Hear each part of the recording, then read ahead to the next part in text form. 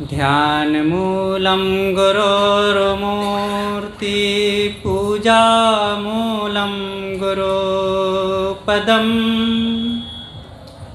मन्त्रमूलं गुरोर्वाक्यं मोक्षमूलं गुरुकृपा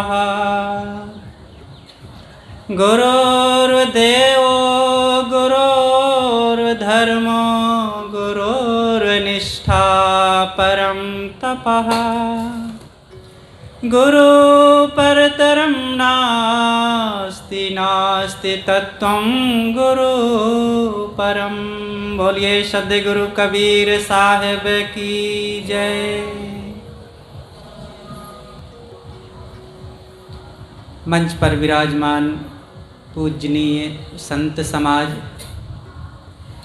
साध्वी समाज, सत्संग प्रेमी सम्माननीय भक्त सज्जनों, भक्तिमयी श्रद्धा मूर्ति माताओं बहनों एवं प्यारे बच्चों, आप लोगों के समक्ष थोड़ी सी कुछ चर्चा प्रस्तुत है। सद्गुरु कहते हैं बहुत दुख दुख दुख की खानी, तब बची हो जब राम ही जानी। राम ही जानी युक्ति जो चलई, युक्ति ही ते फंदा नहीं परई। युक्त ही युक्ति चला संसारा, निश्चय कहा न मानु हमारा। इस प्रकार से यह लंबा पद है। इन्हीं कुछ पंक्तियों पर विचार करते हैं। सद्गुरु कबीर मनुष्य के वैचारिक चिकित्सक हैं। उनकी चिकित्सा से जन्मों जन्मों का दुख समाप्त हो जाता है। कोई डॉक्टर जब अपनी चिकित्सा करता है तो मनुष्य के शरीर का रोग मिटता है, मन का नहीं। लेकिन जो संत होते हैं, तत्वदर्शी, आत्मज्ञानी, उनकी चिकित्सा से हमारी मानसिक सुरक्षा होती है और वो रोग मिटते हैं। सद्गुरु कबीर वही करते हैं। वे कहते हैं बहुत दुख दुख दुख की खानी, तब बची हो जब राम ही जानी। दुखों पर यहाँ प्रकाश डालते हैं। 3 बार वे कहते हैं, कितना जोर देते हुए, कितना उनका मार्मिक कथन है यह। हमारी भारतीय परंपरा में यह सिस्टम है, किसी बात को जब जोर दिया जाता है तो 3 बार कहा जाता है। जब कोई व्यक्ति नहीं मानता है कहने पर तो जोर से कहते हैं, ये बात मानो, यह तुम्हारे लिए कल्याणकारी है, कल्याणकारी है, कल्याणकारी है, मैं सच कहता हूँ, तो जोर दे करके। इसी प्रकार साहब यहाँ कहते हैं ये संसार दुखों से भरा हुआ है, बहुत दुख दुख दुख की खानी। दुख की खानी ये संसार और शरीर है। तो कहाँ दुख है? यहाँ खोजो, दुख कहाँ है? बाहर नहीं, हमारे जीवन में दुख है। खानी कहते हैं उत्पत्ति स्थान को। जैसे कहीं लोहा की खानी होती है, सोने की खानी, तेल पेट्रोल की खानी, तो इन खानियों से वे चीज़ें निकलती हैं। दुख कहाँ से निकलता है? लोग दूसरों को आरोपित करते हैं कि उनके कारण मुझे दुख हो गया, मैं दुखी हो गया। भाई के कारण, पुत्र के कारण, पड़ोसी के कारण, पति या पत्नी के कारण मैं दुखी हूँ। कोई किसी के कारण दुखी नहीं है, अपने कारण हम दुखी हैं। अपने स्वभाव के कारण, अपनी आदतों कर्मों के कारण, अपने कुविचारों के कारण हम दुखी हैं। इसलिए हमारी वैचारिक शुद्धि होनी चाहिए, विचारों में परिमार्जन होना चाहिए। मनुष्य जो दिखता है उसका असली स्वरूप वह नहीं है। वो कितना गोरा है, कितना लंबा है, कितना चौड़ा है, कितना कीमती कपड़े पहने हैं, कितनी कीमती गाड़ी में चलता है, कितना भव्य भवन में रहता है, ये उसकी पहचान नहीं है। उसकी पहचान, उसका व्यक्तित्व, उसके सुख दुख का कारण उसका स्वभाव है, उसकी आदतें हैं, उसके करने का ढंग है, सोचने का ढंग है। इसलिए हम अपने आंतरिक जगत को ठीक करें। सदगुरु कबीर कहते हैं, कहाँ कबीर सुनो हो संतो, जिन्या सृष्टि बनाई, छाड़ पसार राम भज बौरे, भव सागर कठिनाई। जिन्होंने ये सृष्टि को बनाया वही इसमें उलझ गया। वो सृष्टि, ये धरती आसमान चांद सितार पेड़ पहाड़ों और नदी जंगलों की सृष्टि नहीं यहाँ साहब कहते हैं। हमारी जो सृष्टि है, एक व्यक्ति नवयुवक स्वतंत्र होकर के घूमता है, करता है, चलता फिरता है, जीवन जीता है, स्वतंत्र है, कोई विवशता नहीं, कोई परतंत्रता नहीं। लेकिन अब उसके मन में सृष्टि बनाने की इच्छा हुई, विवाह किया, लड़का लड़की से और लड़की लड़का से विवाह किए। अब उनकी स्वतंत्रता घट गई, धीरे से बच्चे हो गए और अब अनेक विवशताएं आने लग गईं। अब उनकी आवश्यकताओं के पीछे भाग दौड़ शुरू, अपनी इच्छाएं और बढ़ती जा रही हैं, कामनाएं बढ़ती जा रही, जरूरतें बढ़ती जा रही। अगर संयम नहीं है, जीवन जीने का तरीका अच्छा नहीं है, तो फिर उलझते उलझते उलझते इतना उलझ जाता है वो बुढ़ापे तक कि फिर जैसे खजूर का पेड़ होता है ना, नीचे से ऊपर तक खूंटीदार, ऐसे जीवन हमारा। जब बच्चा जन्मा तो मासूम, निर्मल, सरल, कोमल, निश्चल, बेदाग, उसके दांत भी बड़े अच्छे, चेहरा भी बड़ा सुंदर और वाणी भी बड़ी मीठी।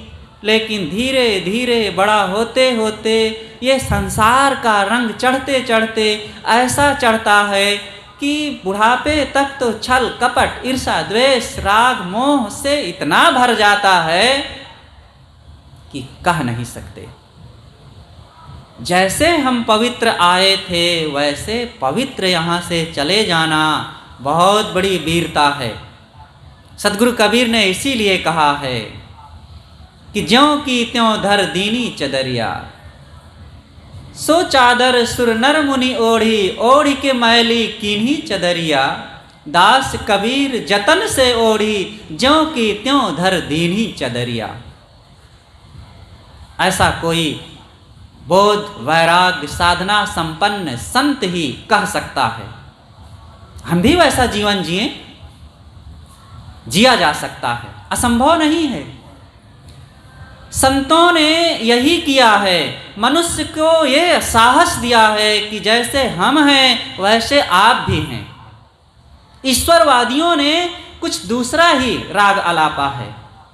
उन्होंने कहा कि हम कौन होते हैं, हम तो साधारण जीव हैं, हम तो कठपुतली हैं, हम तो नाचीज हैं। करने वाला वो है ईश्वर, वो जो चाहे वही होगा।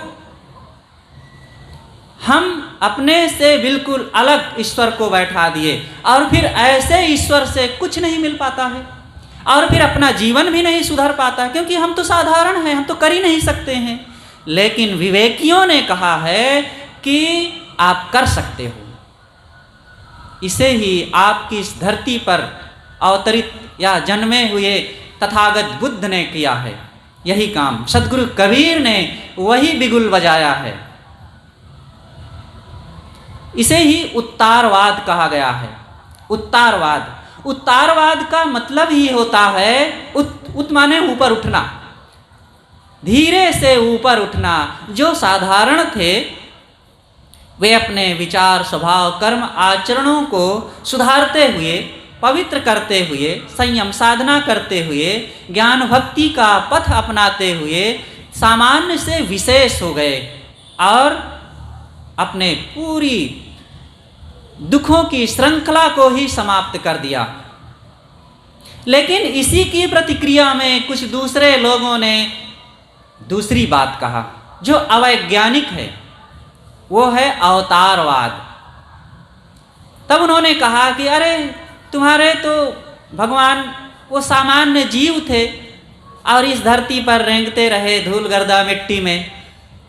हमारे परमात्मा तो पूर्ण परब्रह्म थे, 16 कलाओं युक्त थे और वो ऊपर से उतरे अपने गुणों को घटा करके और वो धरती पर आए दुष्टों का संहार करने के लिए। सुनने में कहने में बड़ा अच्छा लगता है, लेकिन बंधुओं ये बात पूरी तरह से अवैज्ञानिक है। कोई परमात्मा परब्रह्म भगवान होगा तो वो जहाँ होगा वहीं से सब कर देगा, क्योंकि उसके लिए तो ये कहा जाता है कि वो सर्वज्ञ है, सर्वव्यापी है और सर्वकर्ता है, सब कुछ कर सकता है। तो फिर वो साधारण इंसान बन कर के जन्मेगा, धूल मिट्टी में खेलेगा, फिर बड़ा होगा और फिर शादी विवाह करेगा और फिर वो जगह जगह दुखी होकर भटकेगा, रोएगा। ये सब समझ में नहीं आता। ऐसा तो मनुष्य करते हैं। मनुष्य ही जब अपने को बदल ले, अपने विचार कर्म स्वभाव आचरणों में निर्मलता पवित्रता ला ले, तो वही महान हो सकता है। वस्तुतः जिनके लिए ऐसी हम कल्पना करते हैं वे खुद नहीं जानते रहे होंगे कि हम भगवान बनेंगे कभी। वे तो श्री राम हो या श्री कृष्ण जी हों, वे खुद कहते हैं कि जो आप हैं वही मैं हूँ। वे दूसरे संतों ऋषियों के चरणों में सिर झुकाते हैं। वे अपने गुरुजनों के प्रति विनम्र होकर के उनसे ज्ञान विवेक विचार की आशा करते हैं। तो मैं कह रहा था कि ये संसार दुखों की खानी है। दुख हमारे जीवन में कहाँ से निर्माण होते हैं? विषयाशक्ति और देहाभिमान, ये दो बातें हैं। जितना हमारे मन में दैहिक आकर्षण होगा विषयों के प्रति, 5 प्रकार के विषय हैं, आँख नाक कान जीभ चाम। हर इंसान के पास 5 ज्ञानेंद्रियां होती हैं और इन ज्ञान इंद्रियों के माध्यम से 5 विषयों को ग्रहण किया जाता है। वो है शब्द स्पर्श रूप रस गंध, और ये जीवन के लिए बड़े महत्वपूर्ण हैं, इनकी जरूरत है। लेकिन जब इन्हीं विषयों में आसक्ति बन जाती है तब यहीं से दुख शुरू हो जाता है। जो भोजन देह के लिए बहुत जरूरी है, वही भोजन में जब आसक्ति बन जाती है तो वो कितना दुखदाई हो जाता है ना। फिर वही खाने की आदत रसासक्ति में पड़ करके आदमी कहीं तंबाकू खाता है, कहीं बीड़ी पीता, कहीं शराब पीता, कहीं अंडा मांस खाता है और न जाने कितनी नैतिक अनैतिक चीज़ों को अतिक्रमण करते हुए उपयोग करके जीवन में नाना समस्याएं दुख भर लेता है। इसलिए ये विषयाशक्ति और फिर जो काम क्रोध लोभ मोह हैं, ये तो दुखों के धारा हैं।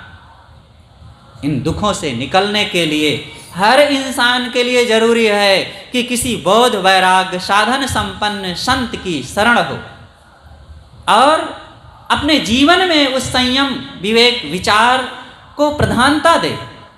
इसकी कहाँ प्रधानता दी जाती है? प्रधानता तो चीज़ों की दी जाती है, मान सम्मान को दिया जाता है और पद प्रतिष्ठा के लिए उछल कूद किया जाता है। आज देख लो राजनैतिक दुनिया में तो क्या कहना, गद्दी मिले, पद मिले, अधिकार मिले और इसके लिए हमें हिंसा हत्या लूट फूंक भी कुछ करना पड़ जाए तो कोई बात नहीं। ऐसी मन स्थिति में कभी क्या शांति संतोष मिल सकता है? न जाने लोगों का कैसा मन होता है कि वे इतना दिन जीते रहते हैं ऐसी घुड़दौड़ में। लेकिन जो शांति इच्छुक हैं, जो अपने जीवन से दुखों को मिटाना चाहते हैं, जो इस मानव जीवन का कल्याण करना चाहते हैं और आत्म उद्धार के पथ पर चल करके सदा के लिए इस भवसागर से पार होना चाहते हैं, उनकी मन स्थिति कुछ अलग होती है। आप सब लोग उसी भाव उसी राह के राही हैं। जो आप लोगों के मन में भूख है शांति साधना ज्ञान के लिए और दुखों से ऊपर उठने के लिए, वे बिहार में आकर के ही पता चलता है। यहाँ के लोगों को बाहर से लोग कहते हैं, अरे वो तो बिहारी है। ऐसा कह करके वे बिहार के महत्व को नहीं समझ सकते हैं। कुछ लोग होते हैं जो मुट्ठी भर थोड़े से जो किसी स्थान को बदनाम करते हैं, लेकिन यहाँ की जो ऊंचाइयाँ हैं, यहाँ की जो गरिमा है, यहाँ के जो लोगों की जिंदा दिली है, वो तो यहाँ आ करके देखा जा सकता है। हमारे गुरुदेव जी तो यहाँ इतना समय देते थे और इतना लोगों के लिए भाव रखते थे, क्या कहना। और फिर यहाँ के लोगों का दिल भी उनके लिए प्रेम और भक्ति से पीछे नहीं रहता था। आप सब लोगों की जो भावनाएं हैं बड़ी प्रशंसनीय हैं। बस इसके लिए इतना ही आवश्यकता है कि सदैव अंधविश्वासों से हट करके सही रास्ता पकड़ने की ज़रूरत है। और गुरुजनों को भी चाहिए कि जनता में इसकी भूख कम नहीं है, अगर वे सही रास्ता दिखाते हैं तो।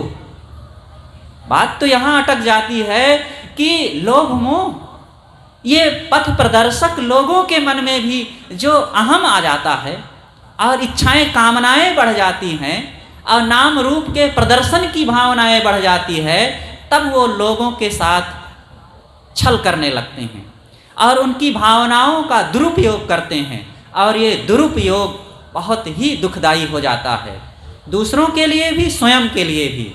ऐसे लोग ना स्वयं कल्याण पथ पर आगे बढ़ सकते हैं और ना दूसरों को बढ़ने देते हैं। ईमानदारी से जीवन जीना चाहिए। तो मैं कह रहा था कि विषयाशक्ति से ऊपर उठें। और दूसरी बात है देहाभिमान। देहाभिमान, किसका अभिमान किया जाए? देह के आधार पर घर परिवार रुपए पैसे और पद प्रतिष्ठा मान सम्मान सब कुछ है। और ये देह का अस्तित्व कैसा है, कितना क्षणिक, कितना विभत्स, कितना आगमा पाई, क्षण में कुछ का कुछ हो जाता है। आप लोगों के भी घरों में फोन आता है, तार आते हैं, सूचनाएं आती हैं, समाचार मिलते हैं, पत्र पत्रिकाओं में भी खबरें छपती हैं, अमुक भाई का एक्सीडेंट हो गया, क्षण में चले गए, उनका हार्ट अटैक हो गया, और वे अचानक अभी अभी बात कर रहे थे और लुढ़क गए, उनको रोग लग गया, लकवा लग गया। ये जीवन कैसा है, कह नहीं सकते कब क्या हो जाए। ऐसे क्षणभंगुर जीवन को पा करके हमें वह करना चाहिए जो करने के लिए हम आए हैं। अभिलाष तजो अभिमान सभी, कर लो जो करने है आया। निहिसार विनस्वर कष्ट भरे, इस जग में है एक सार भजन। अभिलाष तजो अभिमान सभी, कर लो जो करने है आया। सदगुरु अभिलाष साहब जी का भजन है। उनकी वाणियाँ, उनके विचार, उनके ग्रंथ सबको पढ़ना चाहिए। खूब उत्साह से सब लोग, आज ये मोबाइल ने लोगों को पढ़ने की रुचियाँ घटा दिया है, लेकिन फिर भी ये बिहार के लोगों में जो पढ़ने की रुचि है, इलाहाबाद कबीर पारक संस्थान से अधिकतम पुस्तकें बिहार में आती हैं। आप सब लोगों को इसके लिए खूब लगन होनी चाहिए और इन ग्रंथों को, इन बातों को, इन विचारों को खूब शौक से पढ़ करके अपने जीवन से दुखों को मिटा करके आत्म कल्याण का काम करना चाहिए।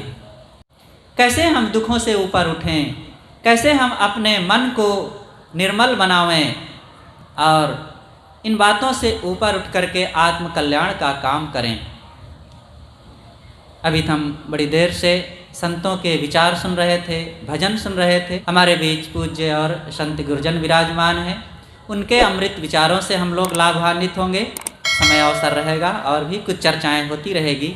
मैं अपनी बात यहीं पर विराम देता हूँ। बोलिए सद्गुरु देव की जय।